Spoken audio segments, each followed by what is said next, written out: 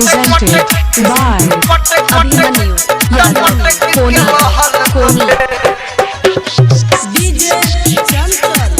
presented by Angel Video World। चलन मटक मटक के नहीं तो पटक के लहल तोगे किए ना चलन मटक मटक के नहीं तो पटक के लहल तोगे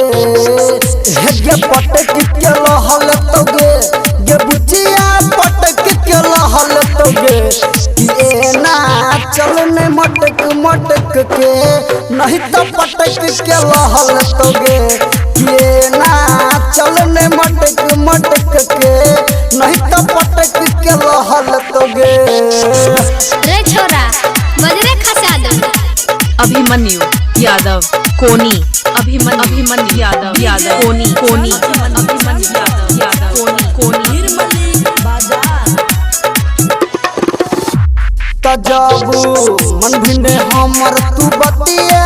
तोहरा लाजे बौआ मुख के गछिया गे छोटकी लाजे बौआ मुख के गछिया मुंह देखना चाहिए ना ने। तजाबू मन भिंडे हमर तू बतिया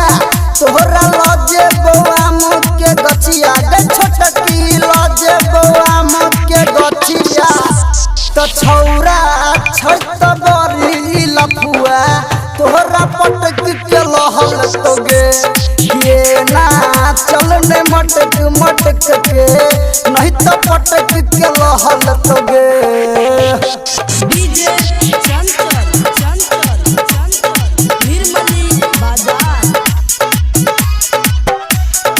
presented by Angel Video World। Mr. Abhimanyu Koni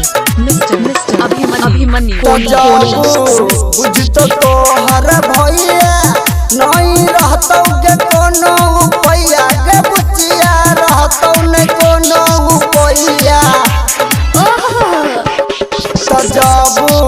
बुझतो तोहर भैया नहीं रहतौ के कोनो पैया गे बुचिया रहतौ ने कोनो पैया त गायक चंदन रक Singhania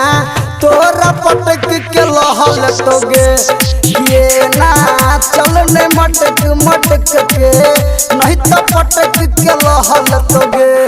presented by Abhimanyu Angel Video Yadav World। Koni Abhimanyu